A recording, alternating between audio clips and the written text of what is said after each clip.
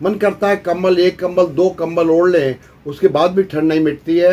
बाद में फिर पसीना रख के बुखार उतर जाता है और सब ठीक हो जाता है। फिर एक निश्चित अवधि बाद 24 से लेकर 48 घंटे बाद पुनः बुखार आता है। तो जाड़ा देके एक साइक्लिक पैटर्न में बुखार आना ही मलेरिया की सबसे बड़ी पहचान है। मलेरिया दोस्तों नमस्कार, आज हम मौजूद हैं बरेली के बहुत नामचीन फिजिशियन डॉक्टर सुदीप सरन साहब के केबिन में। तमाम मरीज यहाँ पर बैठे हुए हैं।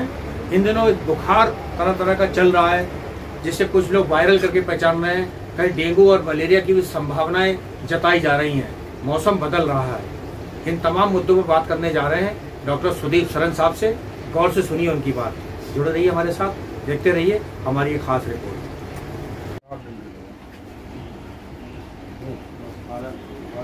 डॉक्टर साहब, मेरे दर्शक आपको देख रहे हैं। इन दिनों मच्छरों का प्रकोप बहुत बढ़ गया है। लोग परेशान हैं। नगर निगम में शिकायतें कर रहे हैं उनकी फॉगिंग मशीन आ जाए, छिड़काव हो जाए, मच्छरों से निजात मिल जाए। क्या मच्छरों से कुछ ह्यूमन को नुकसान हो रहा है? मच्छर तो सबसे बड़े शत्रु हैं। इस अच्छे से वातावरण में मच्छर बहुत फलते फूलते पनपते हैं बरसात में, खास तौर से क्योंकि उनका जो भोजन है यानी कूड़ा मलबा ये बहुतायत में होता है। मच्छरों से दो प्रकार से बीमारी फैलती है। पहली बात तो ये, जब वो कूड़े पे ढेर पे बैठते हैं और उड़ के दूसरी जगह आपके शरीर पर, आपकी थाली पे, आपके बर्तन पे जाते हैं, तो उन विषाणुओं और कीटाणुओं को अपने पैरों में ले जाते हैं, जिनसे तरह तरह की संक्रमण वाली बीमारियां होती हैं। दूसरी बात यह है कि अपने शरीर के अंदर भी ये प्रोटोजोन्स को सबको ये ऐसे विषाणु लिए हुए रहते हैं जिनके लार्वा उनके पेट में होते हैं, जैसे मलेरिया, जैसे लेप्टोस्पायरोसिस, जैसे कि हमारा इस तरह की जो बीमारियां हैं इनके लार्वा हमारे पेट में होते, उनके मच्छर के पेट में होते हैं। जब वो काटते हैं तो वो खून में उसके पहुंचा देते हैं और मलेरिया, फैल्सिपेरम या वाइवेक्स दोनों में से कुछ हो जाता है। इस बुखार के जो प्रमुख लक्षण हैं, अत्यंत जाड़ा दे के बुखार आना, जिसमें आदमी एक एक दो रजाई ओढ़ता है, जो आधा से लेके 1 घंटे तक रहता है। उसके बाद पसीना दे के बुखार उतर जाना। उसके बाद फिर 1 या 2 दिन बाद एक लगातार अवधि से बुखार का बार बार आना। अगर ऐसा है तो मलेरिया की संभावना बहुत बढ़ जाती है। और इस एक बात ध्यान रहे, जिस समय ठंड लगेगी उस समय अगर स्लाइड बनाई जाए तभी मलेरिया पॉजिटिव आएगा। मलेरिया की दवाएं हैं, आप पूरा उनका कोर्स करेंगे, मलेरिया ठीक होगा। केवल एक सेरिब्रल मलेरिया एक ऐसी एंटिटी होती है जो कि बहुत खतरनाक और जानलेवा होती है। उसमें क्विनीन की ड्रिप चलाई जाती है, उसका भी उपचार है, लेकिन अगर समय खराब कर देंगे तो दिक्कत आती है। ऐसा ही ब्लैक वाटर फीवर। तो अदरवाइज तो आज की बहुत सारी मलेरिया की दवाएं उपलब्ध हैं। दवाओं से बेहतर ज़्यादा ये होगा कि अपने आसपास कूड़े के ढेर ना लगने दें, कहीं पानी को इकट्ठा ना होने दें। पानी इकट्ठा का मतलब ये है कि नाली बंद है, आपने भी देखते नहीं है, भरी हुई है, कोई परवाह नहीं है।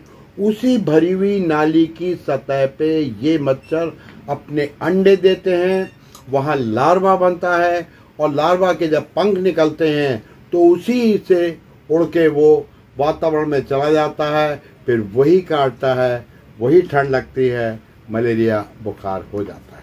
Thank you.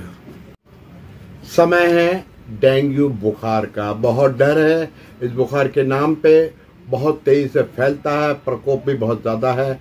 कुछ भ्रांतियां हैं, दूर करना चाहूँगा। पहले लक्षण की बात करूँगा। बुखार आता है शरीर में, ठंड लग के बुखार आता है, शरीर में टूटन होती है, दर्द होता है। ये आमतौर पे डेंगू वास्तव में एक वायरल बुखार है, लेकिन अब बाकी सब वायरल बुखार में भी ऐसी होता है। इस बुखार में एक खासियत होती है, तीसरे चौथे 5वें दिन प्लेटलेट्स कम होने लगती हैं, क्योंकि ये वायरस बोन मैरो, जहाँ पर कि हमारा ब्लड बनता है, उसमें भी केवल जो प्लेटलेट की मदर सीरीज होती है उसको पर असर डालता है। नतीजा क्या होता है, कुछ समय के लिए जब तक वायरस का प्रभाव है, प्लेटलेट बनने कम हो जाती हैं। प्लेटलेट बनना कम होना बहुत चिंता का विषय नहीं होता। चिंता तब होती है जब ये 20,000 से कम हो जाएं, और चिंता तब बढ़ जाती है अगर ये 10,000 से कम हो जाएं। तो 2-3 बातें बताना चाहूँगा। अगर कम हो रहा है, 50, 60, 70 हज़ार है, चिंता मत कीजिएगा, क्योंकि प्रारंभिक रूप में इसे कम ही होना है। इसके बाद फिर बढ़ने का, जब वायरस का प्रकोप कम होता है, बढ़ने का दौर शुरू हो जाता है, सब ठीक हो जाता है। बात नंबर 1। बात नंबर 2, समय समय पे हर एक दिन छोड़ के अपने प्लेटलेट चेक कराते रहिएगा। सारी समस्या यहीं पर है।